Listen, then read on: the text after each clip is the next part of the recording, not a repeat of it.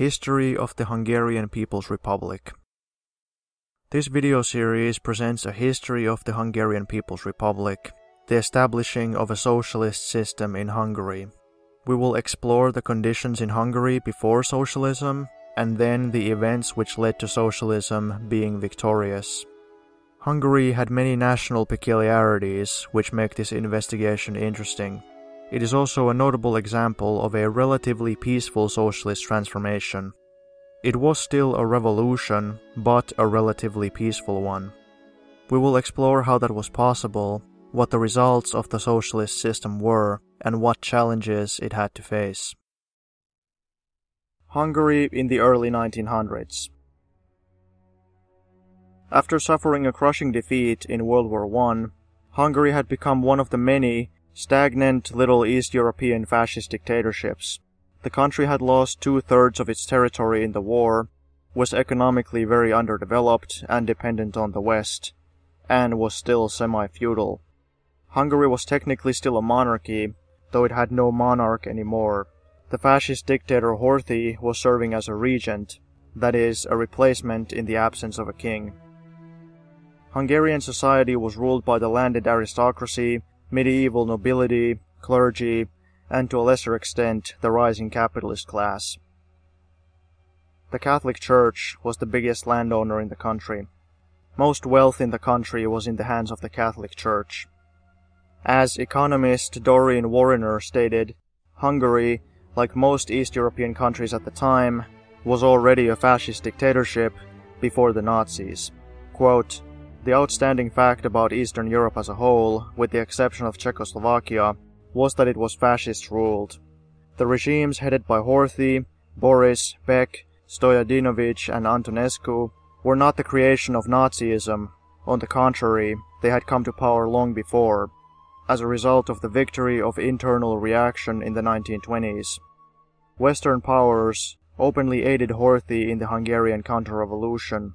The popular parties were crushed out of existence by extremes of oppression in Horthy's White Terror in 1920. Western powers did not protest. So long as the dictatorships were anti-Soviet, it did not matter that they were also anti-democratic." Unquote. The ideological climate of Hungary was dominated by nationalism and religion. Antisemitism was widespread. Quote, "Up to 1918, the desire for national independence had been a progressive force. But when national independence had been achieved, East European dictatorships exploited the national grievances to build up their own power." Unquote. In the case of Hungary, this was particularly easy because Hungary had suffered so much in World War I and had lost so much of its territory. This particular form of nationalist rhetoric was also particularly reactionary because, similar to Nazism in Germany, it centered around starting a new war where Hungary could restore itself to the status of a great imperialist power like it used to be. Journalist John Gunther wrote, quote, "In Hungary is the strongest, the most pervasive nationalism in all Europe." Unquote. James D. Evans calls nationalism in Hungary, quote, "a veritable obsession," and European correspondent for the Overseas News Agency and the New York Post, Leigh White, wrote that the Hungarian curse is chauvinism. It is simply a dementia. Leftist, democratic, and communist parties were illegal in Horthy's fascist Hungary. There was a parliament, though, and several parties existed which were used by Horthy to fool people and maintain a facade of democracy. The Social Democratic Party was the only legal, supposedly left party in the country. It was allowed to function in the 1920s and early 1930s if it agreed to collaborate with Horthy and not try to organize strikes or resistance. Historians Kovrig and Stone write, quote, "The Social Democratic Party had its wings clipped by a previous formal agreement with Horthy's Prime Minister Bethlen, under which the Social Democrats would abstain from rural politics and undertake to keep the trade unions out of the political sphere." Unquote. And, quote, "Bethlen managed a deal with the Social Democrats in December 1921, by which they accepted limits on trade union activity." Unquote. Theoretically, the trade unions existed, but their activity was strictly limited. The Horthy government specifically demanded that the Social Democrats and trade unionists not organize in the countryside, because the vast majority of the population were peasants. So, although trade unions existed, the vast majority of people could not join them, and while technically there was a parliament, the vast majority of people couldn't vote either. Quote, Hungary was dominated by estate owners, magnates of the Esterházy Koroly class in the upper house, or gentry with middling-sized estates, who occupied most parliamentary seats. This was a gentleman's parliament. Unquote. Wilfred Burchett pointed out that at the best time during Horthy's rule, quote, in Hungary, less than 30% of the population had the right to vote. Unquote. Norman Stone says the same in his book Hungary, A Short History. Quote, the suffrage widened to 27%. Unquote. While some parties were allowed to function under these restrictions, the Communist Party and any genuinely democratic or leftist parties were banned outright, such as the Socialist Workers' Party of Hungary, for instance. Still, the Communist Party tried to organize underground despite the persecution. According to historian Paul E. Zinner, quote, the traditional political climate in Hungary had been anything but favorable to the communists. The penalties were so severe, and the skill shown by the Hungarian security police in ferreting out communist organizers was so great as to discourage all but the most determined from seeking communist ties. Unquote. The communists were labeled enemies of the fatherland, enemies of God, and as Jews. The church controlled the education system, so the limited schooling that people received was virulently nationalistic, chauvinistic, and religious. Jews were frequently lynched, treated as second-class citizens, and excluded from political and academic life, so large numbers of them joined underground leftist democratic movements, including the Communist Party. Thus, the accusation that communists were all Jews was very much a self-fulfilling prophecy. The communists were part of the few who accepted the Jews, and both Jews and communists were persecuted by the state. I will discuss this in more detail later. Warriner describes the situation of Hungary very aptly in the following way. Quote, with political oppression, economic stagnation went hand in hand. Hungary was mainly agricultural, with the bulk of the population on the land as small peasant farmers or landless laborers. Industry developed very slowly. The greater part of industrial and financial capital was owned by foreign interests. The standard of living, measured in manufactured goods, was very low and during the 30s was falling. For this widespread poverty, the only remedy would have been industrialization, but to this the obstacles were shortage of capital and the lack of an internal market due to the poverty of the peasants. Foreign capital did not relieve the shortage because it was invested only in the raw materials needed by the West. Peasant poverty therefore created a vicious circle with no way out. It was not a transient thing which could be expected to disappear with gradual economic advance, for within the existing setup there could be no such thing as a gradual economic advance. The dictatorship existed to prevent it, to protect the interests of the foreign investors and their local capitalists and landowners, who both had vested interests in stagnation. The ruling class was a paralytic network of interests resisting change, topped off by a dictator and banked up on nationalism. What Eastern Europe primarily needed was the Industrial Revolution, and without the shift in the European balance of power resulting from Soviet victory, it would never have come. Western Europe, so far as it was interested in Eastern Europe at all, was interested in keeping it backward, as a source of cheap food and cheap labor.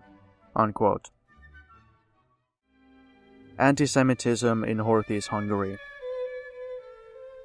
Journalist Paul Ignotus writes, quote, the two social categories branded as destructive since the 1919 counter-revolution, namely Jewry and the industrial working class, were treated as outcasts, or at best as second-class citizens, with painful consequences."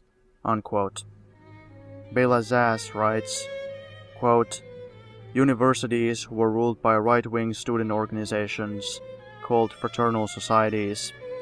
They received semi-official support from the government and were given preference among those applying for state scholarships. The patrons of the fraternal societies, the so-called domini, usually outstanding right-wing public figures, lent them a helping hand after graduation. Neither the semi-official mentors nor the domini objected when, at the beginning of the academic year, the fraternal societies launched noisy and brutal Jew beatings to scare off the Jewish students already admitted in limited numbers to the universities." Unquote. Historian Kovrig wrote about Hungarian antisemitism, quote, "Antisemitism remained as a latent and disintegrative force." Unquote. However, as a reactionary Hungarian émigré, Kovrig naturally turns everything upside down.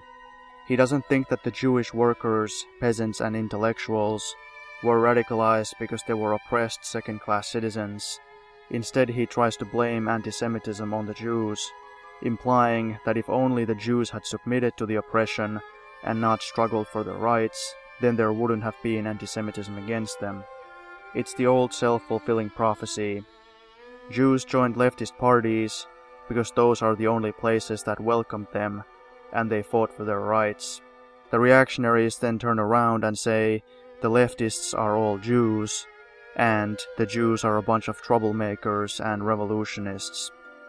Even the British conservative anti-communist historian David Pryce-Jones admits that, quote, "Jews had often become revolutionaries in the hopes of changing their status in a country of traditional antisemitism." Unquote. Indeed, it was true that many Hungarian communist leaders were Jewish. The Hungarian anti-communist writer Hodos also writes, quote, "In Hungary, the virulently racist, anti-Semitic prejudices of the population, fanned and incited by the pre-war, semi-fascist regimes, drove Jewish workers and intellectuals to the communists, the only party that had put up an uncompromising fight against the preparers of the Holocaust." Unquote. John Gunther writes, quote, "It is undeniable that many citizens of Budapest are fiercely anti-Semitic." Unquote. Norman Stone writes, quote, "The record of Horthy's Hungary was besmirched by anti-Semitic legislation. The first Hungarian Nazi law was passed at the end of 1938, limiting Jewish employment." Unquote. Anti-communist historian Apor writes, quote, "The feeble support for the communist movement in Hungary in the 20s and 30s was closely linked to the rise of anti-Semitism in interwar Hungary and the popular perception of the Communist Party as a Jewish organization, a so-called Jewish conspiracy in the eyes of many. The party leadership was very much aware of the persistence of anti-Semitism in Hungarian society." Unquote. Hungary joins the Axis. Hungary joined World War II on the Axis side for three main reasons: its close historical and economic ties with Germany, Hungary's own fascist system with similar goals to Germany, and because of the Treaty of Trianon. That was the treaty where, after World War I, Hungary had been reduced to less than 30% of its size. The explicit goal for Hungary in the war was to try and recreate its lost empire. Hungarian forces invaded the USSR together with Germany. Fascism had ramped up in Hungary throughout the 1930s, but now it reached yet a new level. The Horthy government also participated in the Holocaust. Quote, "Familiar features of Nazi terror rule set in: the yellow star on Jews and Jewish houses, while from the provinces, practically the whole of Jewry, including Christians of Jewish origin, in some cases even Gentiles of mixed blood, was deported for final solution. Parliament, purged of even pseudo-leftist parties and anti-Nazi conservatives, political dissenters, including well-known journalists, capitalists and trade unionists, as well as politicians proper, were deported en masse." Unquote. Quote, Adolf Eichmann arrived on 19th of March with a detachment of 32 Gestapo specialists, and Prime Minister Stoyai approved an immediate plan to send 100,000 Jews for labor, in fact, to Auschwitz. Measures against Jews, the Yellow Star, prohibitions on buying food in short supply, freezing of bank accounts, closure of shops. By the end of April, ghettoization went ahead, starting with Kosha and going through the rest of the country. Then the deportations got going on 15th of May. Then Eichmann turned his attention to Budapest, where since May, 170,000 Jews were concentrated in 1,900 Yellow Star apartment houses, while 120,000 lived illegally in Christian households. On 25th of June, a curfew was imposed on the ghetto Jews, and they were unable to receive guests, and the deportations were to start on 6th of July. Unquote. However, as the war went on, it became clearer and clearer that the Soviet Union was winning. It became necessary for the Hungarian rulers, the imperialists, clergy, nobility, and capitalists to start thinking of options of how to get out of this war, which they were losing. Quote, At the time the ruling circles feared that if they supported the Nazis to the very end, the power of the Hungarian landlords and capitalists would also be eliminated after the German invaders had been driven out. They not only had to realize that the defeat of Germany was unavoidable, but also had to recognize that their hopes of peace, based on a compromise between the British and Americans on the one hand, and the Germans on the other, were false. The very last moment came when the Horthyite leading circles, who had often been deceived and humiliated by Hitler's government and the German General Staff, could still take the step of assisting Hungary to join the anti-Hitler coalition. The only way to do this was to ask the Soviet Union without delay for an armistice and switch sides." Unquote. Germany's defeat was certain, so it was best to abandon the Axis and surrender. That way, the Horthy government hoped it could save itself. Horthy calculated that he could join the Allies and not be destroyed by them. However, he hesitated to make an armistice, because he was hoping that he could surrender to the Anglo-American troops instead of surrendering to the Soviet troops.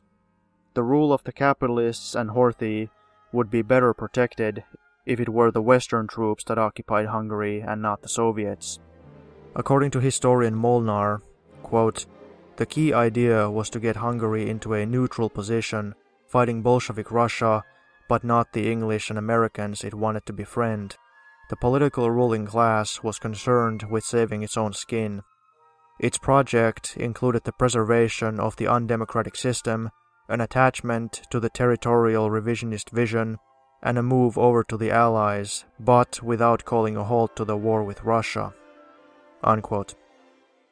Quote, When the Red Army began its operations in Hungary, 3 German and 3 Hungarian armies were stationed in the area of the Carpathian Ukraine, North Transylvania, and in the region east of Tisa. 2 German army groups joined their front to the south. The German General Staff had at their disposal bigger military forces in this area than in both the West European and Italian theaters of war. This explains why the Horthy clique hoped that, with German assistance, they could hold back the Red Army until the arrival of the Anglo-American forces, and that was why they hesitated until the last minute to ask for an armistice. Unquote. At the same time, the anti-fascists, led mainly by the communists, were organizing themselves to rise up and fight the Nazis. Quote, The German occupation created a new situation for the working class movement. The legal working class movement ceased to exist. After a common platform had been hammered out, the Hungarian Front, a united organization of anti-fascist resistance, was formed in May 1944. The front comprised communists, social democrats, smallholders, and the National Peasant Party, as well as the Dual Cross Alliance, an organization representing the anti-German wing of the ruling class." Unquote. it was possible for Hungary to change sides and turn their army against the Nazis. Quote, "The combined strength of the Hungarian forces in the theater of war totaled about 450,000 men. This represented a significant force. The Hungarian General Staff had another 250,000 armed troops in Budapest and other districts available to disarm the German invaders. The anti-fascist resistance movement, the Hungarian Front, was ready to provide all assistance to this end." Unquote. However, the Horthyists wanted to avoid a conflict between them and the Germans, wanted to delay the arrival of the Red Army, and hoped that the British and American forces would come to Hungary first. Quote, "The new offensive of the Red Army started on 6th of October 1944, and the Soviet troops began their campaign to liberate Hungary.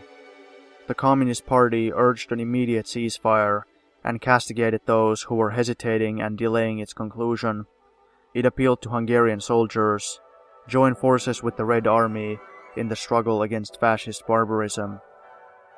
On the initiative of the Communist Party, the Hungarian Front issued an appeal to the officers of the army. Quote, "Our criminally irresponsible government is delaying the only decision which could save our country and our national army from complete destruction. This decision is an immediate armistice with the Red Army, an armed struggle against the German invaders." Unquote. It called upon the officers of the garrisons to supply arms, ammunition and explosives to the workers and peasants and the anti-German intelligentsia and assist them in their struggle. There is no time for further hesitation and long preparations. Act now. Unquote. The communists were adamant that it was necessary to arm the workers to prevent a Nazi coup, as the Nazis would undoubtedly take over the Hungarian government if they suspected that Hungary might want to switch sides. The Horthy government refused to arm the workers and was more concerned with trying to split the anti-fascist resistance movement and have communists and leftists removed from it. The Nazis take over. Szállási's coup. On October 15th, Horthy announced his armistice with the Soviet troops. Immediately he was arrested by the Nazis, and the government was taken over by them.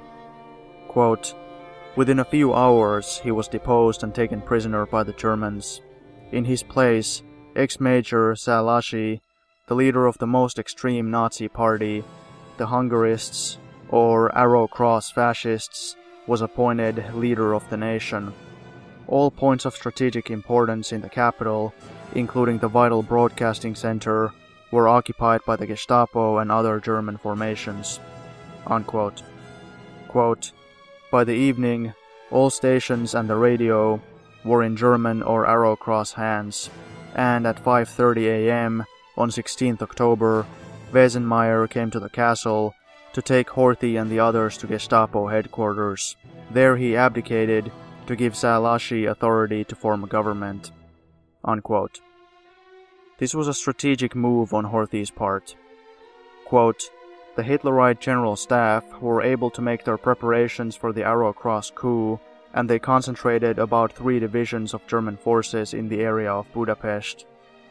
At noon on 15th of October, Horthy announced the ceasefire over the radio, after first informing the Germans of the step he was about to take. He also made this fact known in his proclamation. Quote, "I informed the local representative of the German Reich that we were concluding a preliminary ceasefire with our enemies." Unquote. The Hungarian Front had not been informed in advance of the announcement of the ceasefire, whereas the Germans had been given prior notice. Unquote. The Hungarian military had not been given instructions about what to do in this situation. They had not been given instructions to unite with the Red Army and turn against the Germans. However, the Germans who knew the situation beforehand had ordered the Hungarian commanders to not obey any instructions without first asking the German command. Horthy was not genuinely switching sides to unite with the Soviets against the Germans. He was merely making a statement of armistice, thus giving him some credibility in the eyes of the Allies, but in practice not fighting the Germans. The Hungarian army stayed firmly under German control and had not been made ready to fight against Germany. As a result of Horthy's sabotage of the anti-fascist resistance, of his refusal to give weapons to the workers, of his opportunist maneuvering, the Arrow-Cross Nazi coup, which had been prepared well beforehand, took place. In order to delay the Red Army, and thus to protect power of the capitalists and nobility, Horthy was willing to unleash the Hungarian Nazi Party, the Arrow-Cross, on the Hungarian people. Quote, "The Germans persuaded Horthy to withdraw his proclamation and resign as head of state in favor of Ferenc Zálasy, the Arrow-Cross leader. On the demand of the Germans, Horthy issued a statement on 16th of October that declared his proclamation of the previous day to be null and void, and called on the Hungarian army to continue the war against the Soviet Union. Horthy and his associates pulled out, but they did so, leaving the country without any resistance in the hands of the German invaders and their Arrow-Cross agents." Unquote. The rule of the Arrow-Cross. The rule of Zálasy was the worst time in Hungarian history. There were daily mass killings, and the remaining Jews were hunted down, rounded up, and put into cattle wagons that would take them to Germany to their death. As the Nazis' time was running out, the Arrow-Cross began simply killing all the Jews they could find right then and there, without bothering to try to transport them to the gas chambers. It was truly senseless, because the war was already almost over. The Nazi forces were in full retreat to escape the advancing Red Army. Only those who were completely blinded by Nazi propaganda still thought they could turn things around and win the war. It was in these conditions that Zálasy's Arrow-Cross party took over. It was the last-ditch effort by the most fanatical reactionaries to cling to power before their total defeat. Quote, "Violent anti-Semitic propaganda issued from the radio inciting pogroms.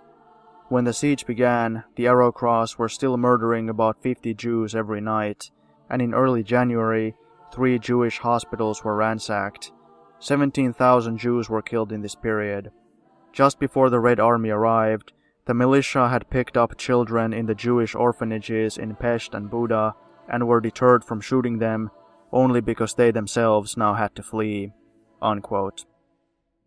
Quote, "While the German regular army dismantled and transported westward all that was movable in factories and trade combines, the armed Arrow-Cross gangs were roving the streets and knocking up households at will with demands for jewelry, cash, and lives.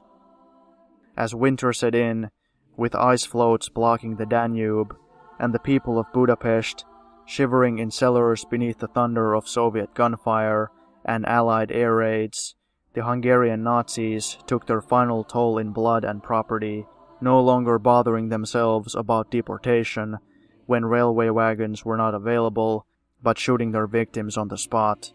The hunt was directed against political dissenters and Jews. By the end of the war, some 2/3 of Hungary's Jewish population, practicing and converted, including some 40% of those in Budapest, were exterminated. On the whole territory, which during the war was supposed to be run by Hungarians, about 600,000 Jews lost their lives. The Nazis left behind a wholly devastated country." Unquote. The guns of the Red Army could already be heard, and despite all the lies and propaganda against communism that Hungarians were subjected to, despite the reactionary medieval ideology that they had been submerged in for centuries, people knew that nothing could be as bad as the Arrow-Cross. Even many anti-communist historians agree that Hungarians anxiously waited for the Red Army to liberate them, save them from the Arrow-Cross, and finally bring peace again.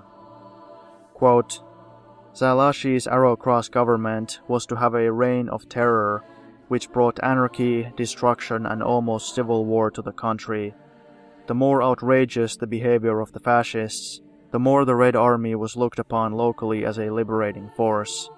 Throughout Hungary, ordinary people came to wait eagerly for the Russians. Few people waited more eagerly than the Jews, for whom this was a desperate life-and-death matter. For the next weeks, as the Russians closed the ring around Budapest, the Arrow Cross fascists roamed the city in bands looking for Jews or communists. They shot them on the spot, or sometimes hanged them. The inhabitants became used to hurrying past street corner murders and averting their eyes in case they were accused of helping subversives." Unquote. The Hungarian Partisan Movement. Journalist John Gunther writes, quote, "The communists were the earliest and most effective fighters against the Nazi invaders and oppressors. It was the communists, as a rule, who initiated and led military and political action. It was they who were hounded most mercilessly by the fascists. It was they who imparted discipline and organization to the scattered patriotic forces." Unquote. Quote, "Directly after the Arrow Cross coup, the Communist Party issued another appeal to the Hungarian people. It again emphasized all-out national resistance against the German invaders and their Arrow Cross accomplices.